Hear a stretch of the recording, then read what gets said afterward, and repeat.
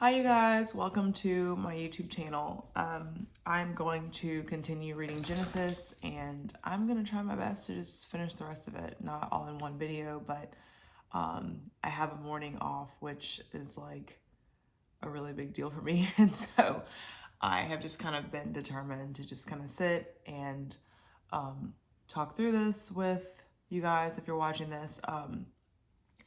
And just really, I just sat and like really just wanted to spend some time with God this morning because I've been so busy with work and driving and coming and going, and just I've been moving around a lot. And so it's been really hard for me to find time to sit down, especially since I had the fall off the horse, like I guess 2 weeks ago now. So I fell and had that happen, and then I've literally worked 14 days straight. And I work tonight, but I think I'm off tomorrow, so hopefully I'll have a good like 24 hours of like not working in a restaurant. But I'm super grateful. The Lord has like got me through it, and I've had some other opportunities kind of like come up, and I don't know. So I'm just here. So if you hear any noise in the background, my dog just decided to like grab a shoe out my room, and I've got cats running around. Just if you're new to my channel, but if you're wondering why I'm doing this, or if you're seeing this video for the first time, I am just really passionate about the Lord. Like, I truly love Jesus, and I did not have anybody really like, I guess, shepherd my walk with the Lord, or give me like, I guess when I was younger, nobody really told me like how important it was to have a relationship with Christ. So I'm just here to kind of help give back and share that with other people. So we are on chapter 43 of Genesis, and I am reading out of the NLT Bible if you would like to follow along. And I'm going to go ahead and start. So, okay. Chapter 43, verse 1. But the famine continued to ravage the land of Canaan. When the grain they had brought from Egypt was almost gone, Jacob said to his sons, "Go back and buy us a little more food." Okay. You know what? Actually, I'm not on 43. I'm on 42 because the last video, I've got to stop this dog from chewing my shoe. One moment. This is my life right now, for real. Give me this. Give me this. You don't get to chew that.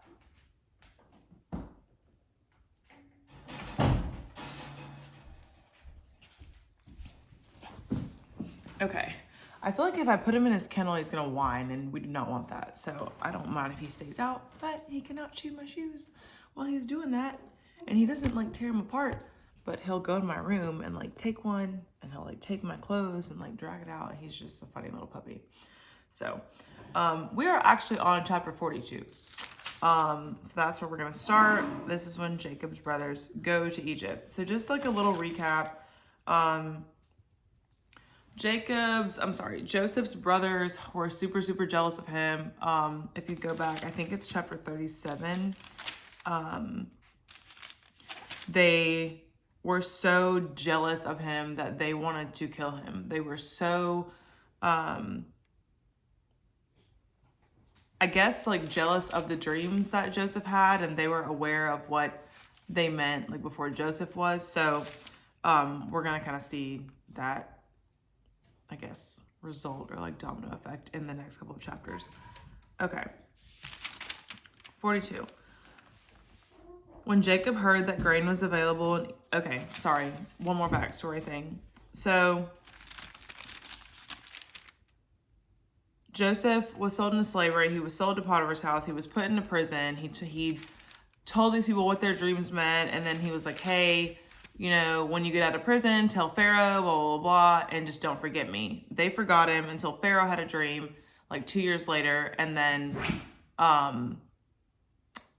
they got him out of prison, and then basically he was elevated to a position like below Pharaoh. So he's like governor of Egypt.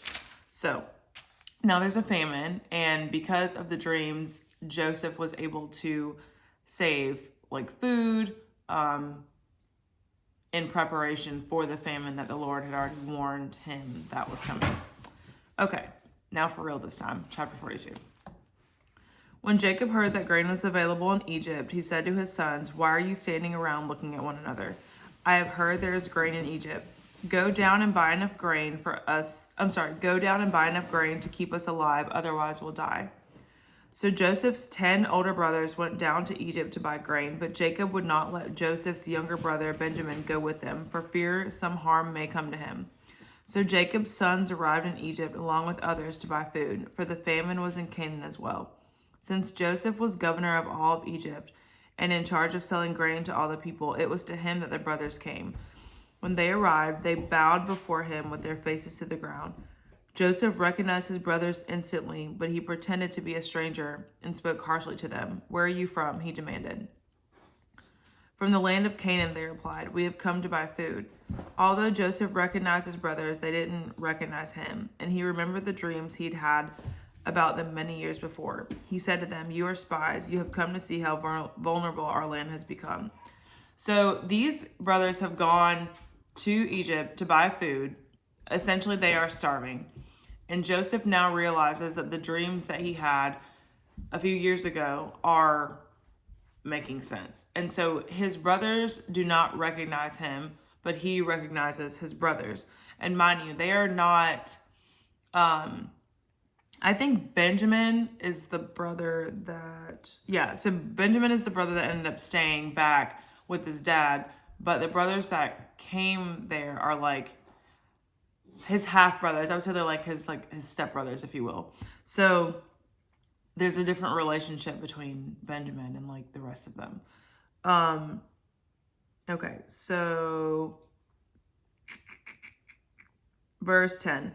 "No, my lord," they exclaimed, "your servants have simply come to buy food. We are all brothers, members of the same family. We are honest men, sir. We are not spies." "Yes, you are," Joseph insisted. "You've come to see how vulnerable our land has become." "Sir," they said, "there are actually 12 of us. We, your servants, are brothers, sons of a man living in the land of Canaan. Our youngest brother is back there with our father right now, and one of our brothers is no longer with us." But Joseph insisted, "As I said, you are spies. This is how I will test your story. I swear by the life of Pharaoh that you will never leave Egypt unless your youngest brother comes here. One of you must go and get your brother. I'll keep the rest of you here in prison. Then we'll find out whether or not your story is true. By the life of Pharaoh, if it turns out that you don't have a younger brother, then I'll know you are spies." So Joseph put them all in prison for 3 days. On the third day, Joseph said to them, "I'm a God-fearing man. If you do as I say, you will live. If you are really honest men, choose one of your brothers to remain in prison. The rest of you may go home with grain for your starving families.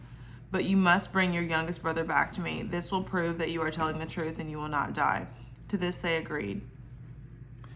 Mind you, these guys are starving. Like, their families are hungry. They came here to get food, and they have all this, like, I would say, like, mental, like, games of what to do and blah, blah, blah, blah. And so he's basically saying, like, okay, you guys all came here. You're going to leave one of your brothers here while the rest of you go and get the other brother and, like, bring him back. And so it's just kind of a hot mess, as you can see.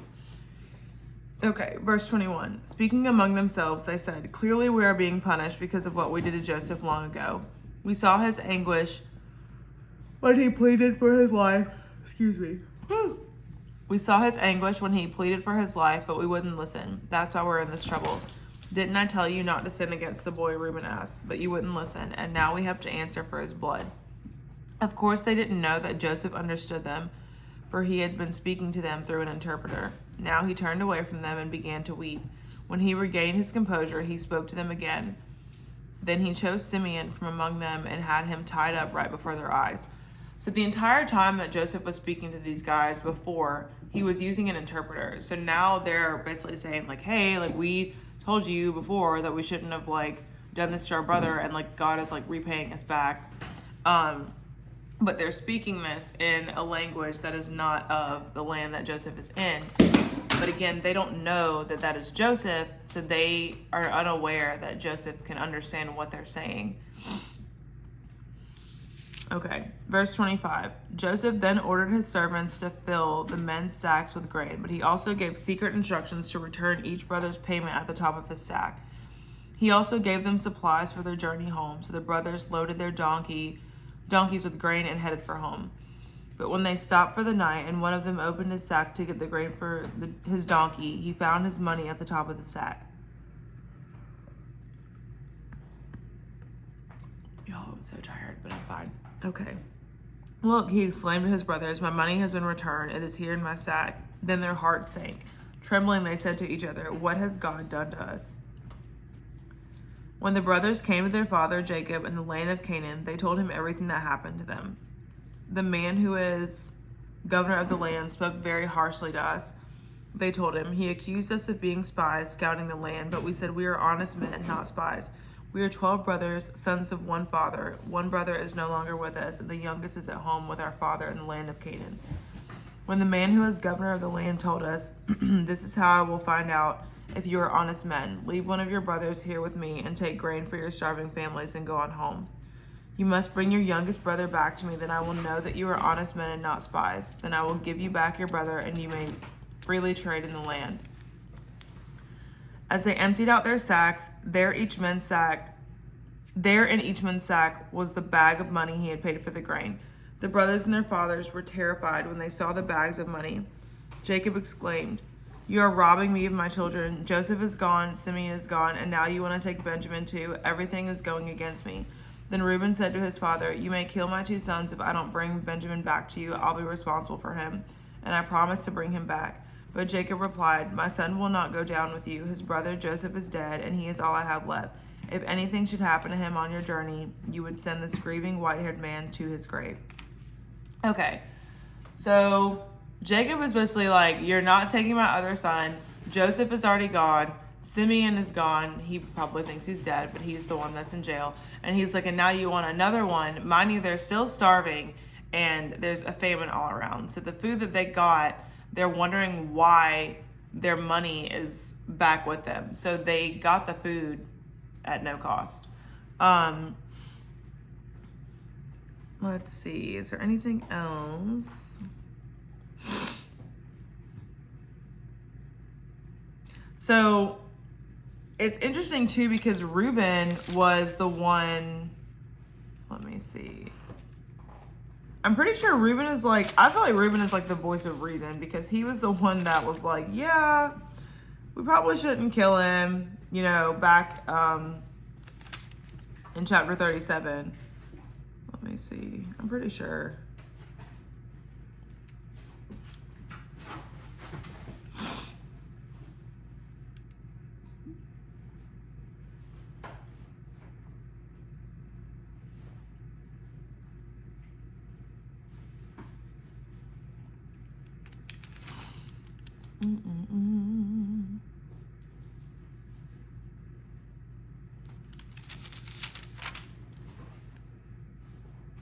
Yeah, so Reuben was the one that was secretly planning to rescue Joseph. And so, I don't know, I just feel like Reuben is like the voice of reason. He is just kind of like the responsible guy in this family. So, yeah, they went to Egypt, they got the food, they had to leave one of their brothers basically kind of hostage at this point. And now they have come back to Canaan, to their father, without one of their brothers. So this is just part of the story. And I'm actually just going to go ahead and continue and read 43, because I feel like 43 kind of goes together very well. It's kind of long, but okay. But the famine continued to ravage the land of Canaan. When the grain they had brought from Egypt was almost gone, Jacob said to his son, go back and buy us a little more food. But Judah said, the man was serious when he warned us. You won't see my face unless your brother is with you. If you send Benjamin with us, we'll go down and buy more food. If you don't let Benjamin go, we won't either. Remember, the man said, you won't see my face again unless your brother is with you. So all this time has passed. It doesn't exactly say how long it is in this particular version, but time has passed, and like Simeon is like still in Egypt, and they're still waiting to bring Benjamin back. Verse 6, why are you so cruel to me? Jacob moaned. Why did you tell him you had another brother? The man kept asking us questions about our family, they replied. He asked, is your father still alive? Do you have another brother? So we answered his questions. How could we know that he would say, bring your brother down here? Judah said to his father, send the boy with me and we'll be on our way. Otherwise we'll all die of starvation. And not only we, but you and our little ones. I personally guarantee his safety. You may hold me responsible if I don't bring him back to you, then let me bear the blame forever. If we hadn't wasted all this time, we could have gone and returned twice by now. So all this time has passed, and basically they're kind of like stalling because Jacob is fearful of one of his sons, another one, being gone. So their father Jacob finally said to them, if it can't be avoided, then at least do this. Pack your bags with the best products of the land. So he's basically saying, okay, fine. If you have to, because they have to eat.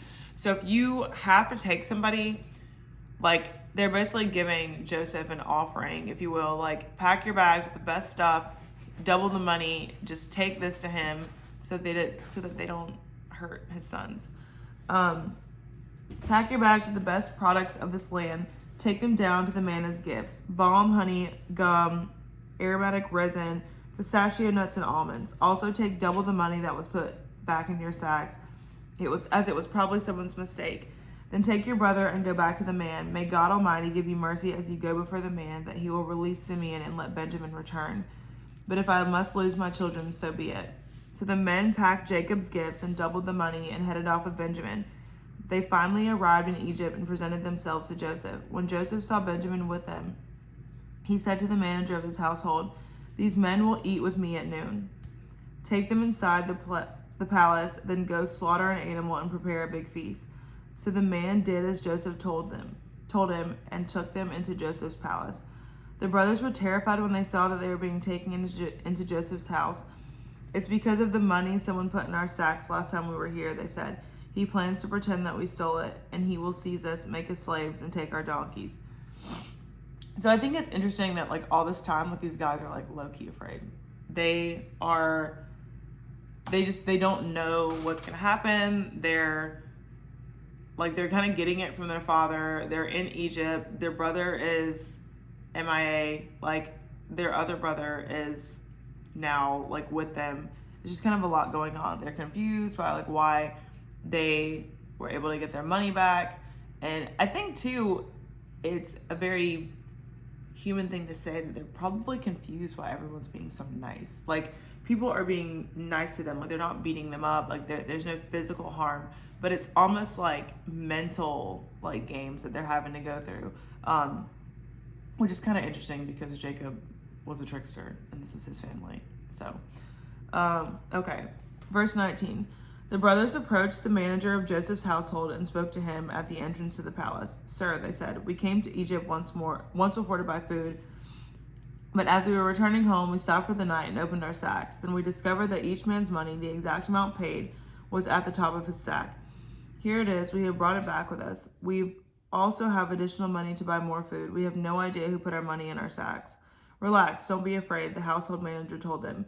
Your God, the God of your father, must have put this treasure in your sacks. I know, I received your payment. Then he released Simeon and brought him out to them. The manager then led the men into Joseph's palace. He gave them water to wash their feet and provided food for their donkeys. They were told they would be eating there, so they prepared their gifts for Joseph's arrival at noon.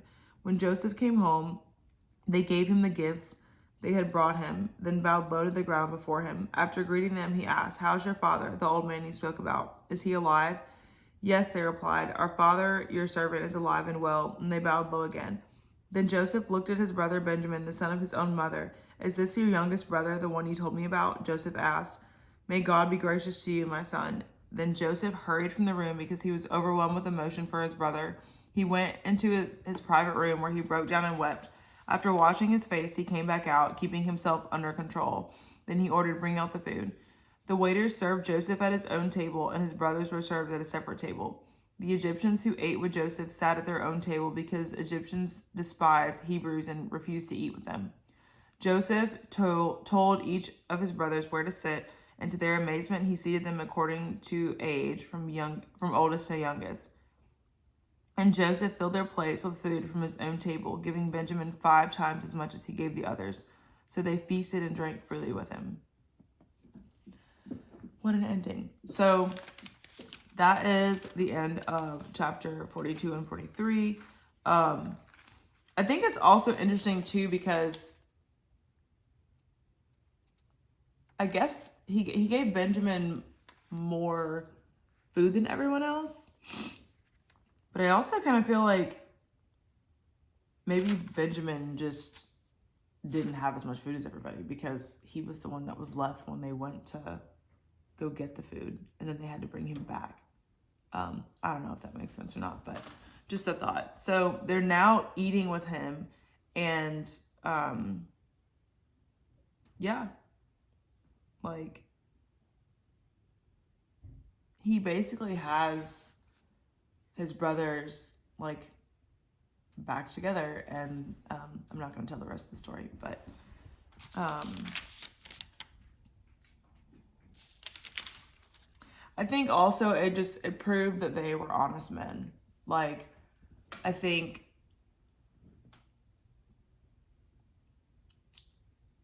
it's interesting because people do change, like, but they have to want to change, and like God has to change them. So from chapter 37, where they were so jealous of Joseph and they had hate in their heart for him, they don't know that it's him yet, but they at least got another opportunity to just do the right thing. Like,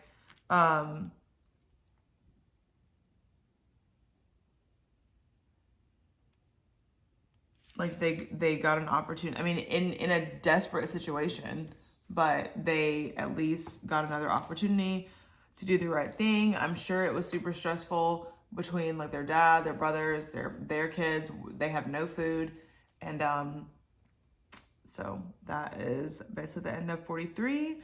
And I will see you guys next time. Bye.